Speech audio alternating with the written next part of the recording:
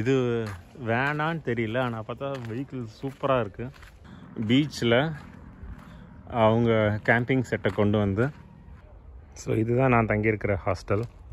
இது ஒரு clamping spot அப்படின்னு கூட சொல்கிறாங்க. இன்றைக்கி டே 9 நினைக்கிறேன்.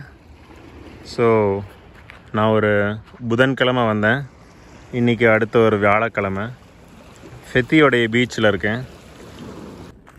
வேன் லைஃப் நீங்கள் கேள்விப்பட்டிருப்பீங்கன்னு நினைக்கிறேன். ஸோ எனக்கு பின்னாடி பார்க்குறது வந்து கிட்டத்தட்ட ஒரு வேன் லைஃப் கப்புள் தான் நினைக்கிறேன். ஸோ அவங்க அந்த வண்டியில் தான் அவங்களுடைய வாழ்க்கையை ஓட்டுறாங்க. ஸோ உள்ளே அவங்க வேலை பார்த்துக்கிட்டு இருந்தாங்கன்னு நினைக்கிறேன். இங்கே இந்த ஊரில் நாயெல்லாம் பயங்கர பெருசாக இருக்குது. சின்ன நாயே கிடையாது, எல்லாம் பெருசாக தான் இருக்குது. அண்ட் விரட்டுது. நேற்று நைட்டு ஒரு இன்ட்ரெஸ்டிங்கான ஒரு கதை நடந்துச்சு, சொல்கிறேன் அதை. ஸோ வேன் லைஃப் வந்து இதுக்கு முன்னாடி நான் ஒரு வேன் லைஃப் கப்புள்ஸ் பார்த்துருக்கேன் இந்தியாவில். அவங்க பேர் வந்து ஓவர்லேண்டர்னு நினைக்கிறேன், இந்தியன் ஓவர்லேண்டர்னு நினைக்கிறேன். நான் அது எங்கே பார்த்தேன் அப்படின்னா திருச்சியில் பார்த்தேன். அவர் வந்து ஒரிசாவிலேருந்து அப்படியே கிளம்பி, நம்ம சேனலில் கூட ஏதோ ஒரு இடத்துல இருக்குன்னு நினைக்கிறேன், ஷார்ட்ஸில் இருக்கலாம்.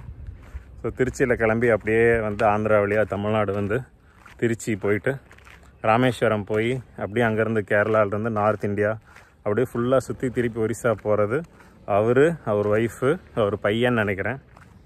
ஸோ பார்த்தேன்.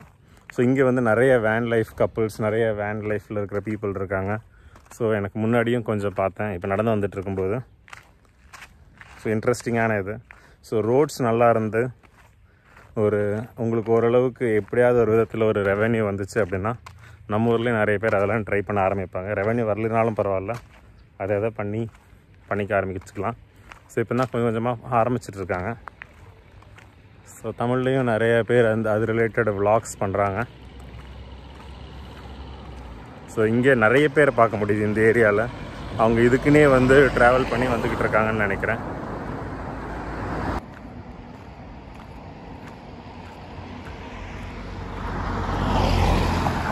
ஒரு சூப்பரான கஃபேஸ்லாம் இருக்குது.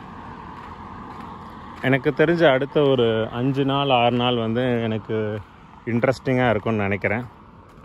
ஏன்னா நான் ஆக்சுவலாக டர்க்கி வரும்போது ஒரு $350 வந்தேன். அதில் $100 வந்து நீங்கள் பார்த்துருந்தீங்கன்னா தெரிஞ்சிருக்கும், அது வந்து கிழிஞ்சிருச்சு, வாங்க முடியாது அப்படின்ட்டாங்க. ஸோ அதனால் அதை வந்து ஒரு சிம் கார்டு கடையில் கொடுத்து, சிம் கார்டு வந்து ஒரு எக்ஸ்பென்சிவான ஒரு சிம் கார்டு வாங்க வேண்டியதாகிடுச்சு. பட் அந்த சிம் கார்டில் எனக்கு எந்த சேலஞ்சும் கிடையாது.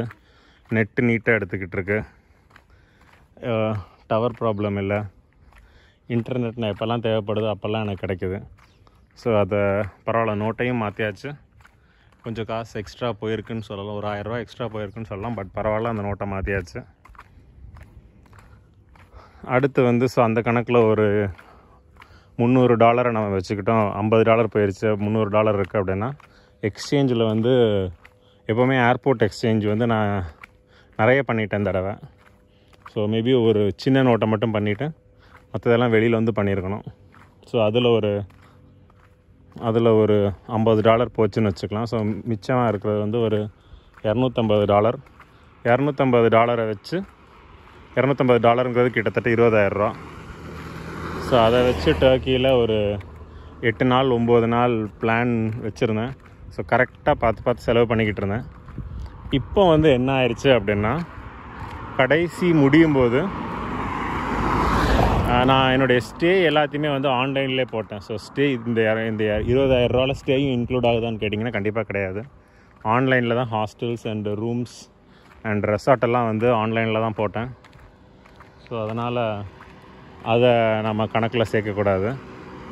ஸோ மிச்சம் இருக்கிற வந்து $250 ஆர் $20,000 வச்சு தான் நான் வந்து இந்த டோட்டல் ட்ரிப்பை செலவு பண்ணேன். லைக் இன்க்ளூடிங் இந்த ஸ்வீட் சாப்பிட்டது, அங்கங்கே இன்டர்னல் டிரான்ஸ்போர்ட்டேஷன் அண்ட் அதெல்லாம் பண்ணது.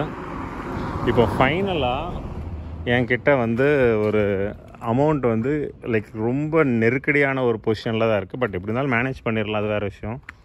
ஸோ வந்து எங்கே காசு நான் எக்ஸ்பெக்ட் பண்ணாமல் காசு போகுது அப்படின்னா, நான் ஃபெத்தியில் இறங்கி என்னுடைய ஹாஸ்டலுக்கு வந்த இது வந்து அந்த டாக்ஸி எனக்கு ரொம்ப எக்ஸ்பென்சிவ் ஆயிடுச்சு.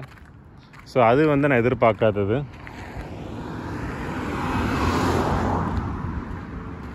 ஸோ இந்த பக்கம் என்ன இருக்குன்னு பார்க்கலான்னு வந்தேன்.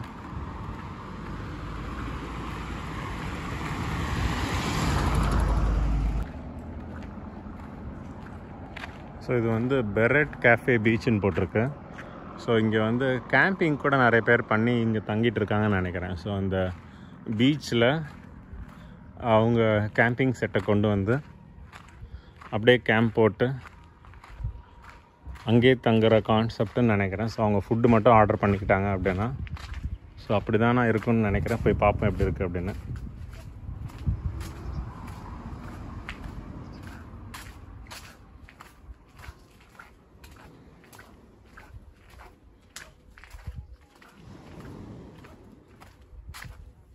ஆமாம், அப்படி தான் இருக்குது.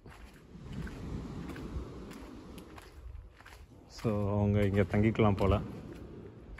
ஸோ இங்கே கேம்பிங் பண்ணிவிட்டு இங்கே ரெஸ்ட் எடுக்கிறான்னு எடுத்துக்கலாம். ஸோ வேனில் வர்றவங்க அப்படியே ரிலாக்ஸ்டாக வேனை விட்டுட்டு கொஞ்சம் தள்ளி இருக்கிறக்கான ஆப்ஷன் ஆகிட்டுருக்கு.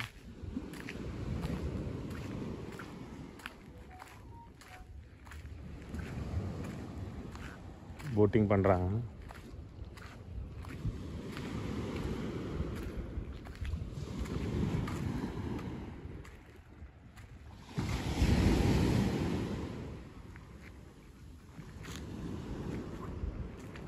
இந்த இடமும் சூப்பராக இருக்குது.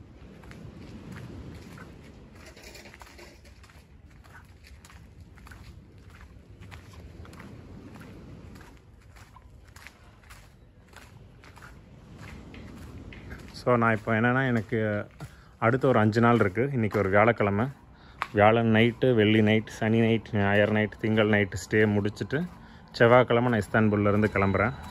ஸோ இந்த 5 நைட்டுக்கு நான் ஸ்டே புக் பண்ணிட்டேன் ஒரு ரெசார்ட்டில் தங்குறதுக்கு. ஸோ அங்கே எனக்கு ஸ்டே ஃபுட்டு எல்லாமே சார்ட்டட்.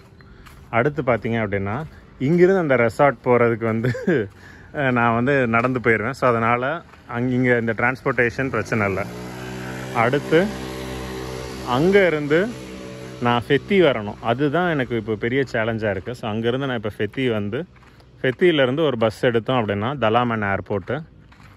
நான் இப்போ இருக்கிற ஏரியா வந்து ஃபெத்தி தான். ஆனால் ஃபெத்தியோடைய மெயினான பஸ் ஸ்டாண்ட் பக்கத்தில் இல்லை, ஒரு பீச் சைடில் இருக்கேன் நான். ஸோ அதனால் அங்கேருந்து பஸ் ஸ்டாண்டுக்கு ஒரு டாக்ஸி ஆர் ஒரு வேன் எப்படியாவது ஏறி வரணும். அதுக்கப்புறம் அங்கேருந்து தலாமன் ஏர்போர்ட்டு போயாச்சு அப்படின்னா அந்த தலாமன் ஏர்போர்ட்லேருந்து நான் இஸ்தான்புலுக்கு ஃப்ளைட்டில் போயிடுவேன்.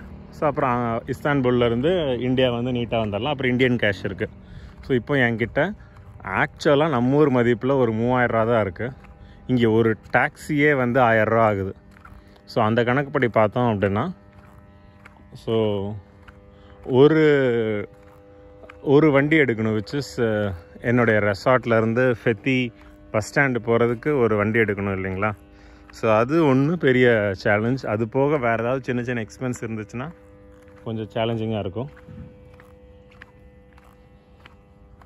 ஸோ கொஞ்சம் நெக்காக தான் இருக்க போகுது அடுத்த ஒரு 4-5 நாள். பார்ப்போம் எப்படி இருக்குது அப்படின்னு. ஸோ இது ஒரு வேன் கப்பலாட்டிருக்கு. சைக்கிள் இருந்துச்சு கொஞ்சம் நேரத்துக்கு முன்னாடி இங்கே பின்னாடி. இது வேனான்னு தெரியல, ஆனால் பார்த்தா வெஹிக்கிள் சூப்பராக இருக்குது. இது கடை மாதிரி இருக்குது. ஒரு ஏன்னா நடுவில் மட்டும் சென்டரில் மட்டும் 2 வீல் இருக்குது. இது ஓடுமான்னு தெரியல, பட் இது ஆக்சுவலாக என்னென்னு எனக்கு தெரியல. பார்த்தா வேன் மாதிரி தான் இருக்குது. இவங்க நிற்கிற இடத்தையும் பார்த்தோம் அப்படின்னா இந்த வேனில் தான் அவங்க லிவ் பண்ணுறாங்கன்னு தோணுது. மேபி அந்த டயர் கொஞ்சம் முன்ன பின்ன அதுவே மூவ் ஆகலான்னு நினைக்கிறேன். மேபி இருக்கலாம், பட் சரியாக தெரியல. அவங்களோட இன்ஸ்டாகிராம் ஐடி எங்கேயாவது போட்டிருந்தாங்கன்னா பார்க்கலாம். ஏன்னா இவங்க இன்ஸ்டாகிராம் ஐடி போட்டிருக்காங்க.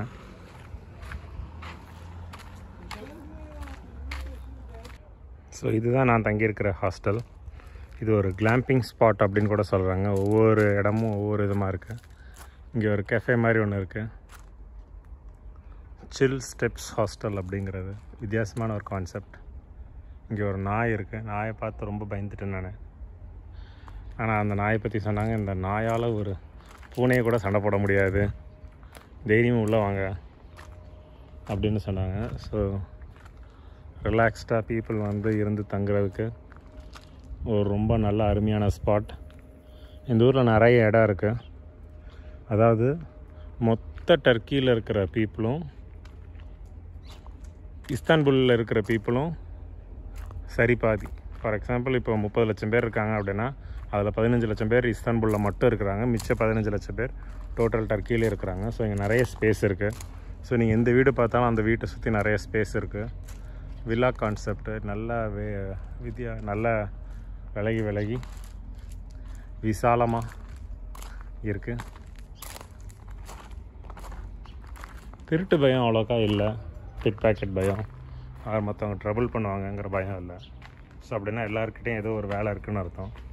அந்த வேலையை அவங்க பார்த்துக்கிட்டு இருக்காங்க. ரூல்ஸ் எல்லாம் ஓரளவுக்கு ஒழுங்காக இருக்குதுன்னு அர்த்தம்.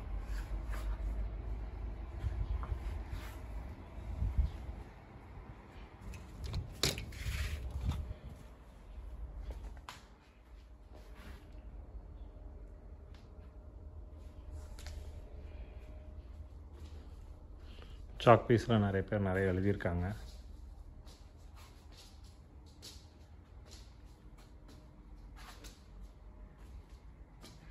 கேம்ஸ் விளையாடுறதுக்கு நிறைய இருக்குது. 14 குறள்னு பார்த்தோன்னா பயந்துட்டேன். அப்புறம் தான் பார்த்ததுக்கப்புறம் தெரிஞ்சது 14 rules are follow conditions for கோவிட்னு நினைக்கிறேன். இந்த வீட்டுக்குள்ளேயும் ஒரு பூனை இருக்குது. நிறைய புக்ஸ் வச்சுருக்காங்க. சீட்டு கட்டு மேலே நான் இது வரைக்கும் போகல. ஸோ ஒவ்வொருக்கும் தனித்தனியாக ப்ரைஸ் இருக்குது. ஸோ லாண்ட்ரி பண்ணணும் அப்படின்னா அதுக்கு ரேட் போட்டிருக்காங்க. கொசு உள்ளே வராமல் இருக்கிறதுக்கு இதை சாத்த சொல்லியிருக்காங்க.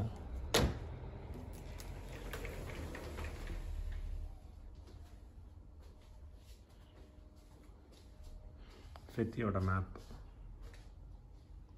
ஸோ நம்ம இங்கே இருக்கிறோம் அப்படின்னா சுற்றி என்னென்ன பண்ணலாம் அப்படின்னு. டைவிங்க்கு எது நல்லாயிருக்கும், சைக்கிளிங் எது நல்லாயிருக்கும், போட்டிங்க்கு எது நல்லாயிருக்கும் அப்படின்லாம் இருக்குது. அந்தால்யாவும் ரொம்ப முக்கியமான ஒரு இடம் தான்.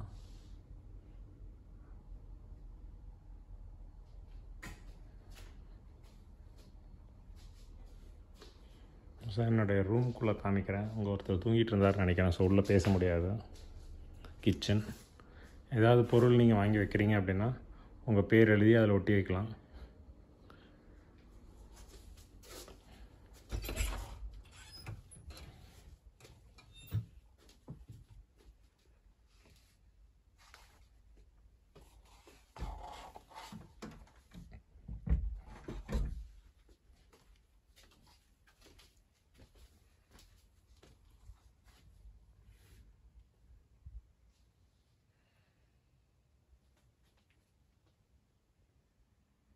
ஹைவே வழியாக நடந்து போனால் 4 கிலோமீட்டர், காட்டு வழியாக நடந்து போனால் 2.5 கிலோமீட்டர்னு இருந்துச்சு.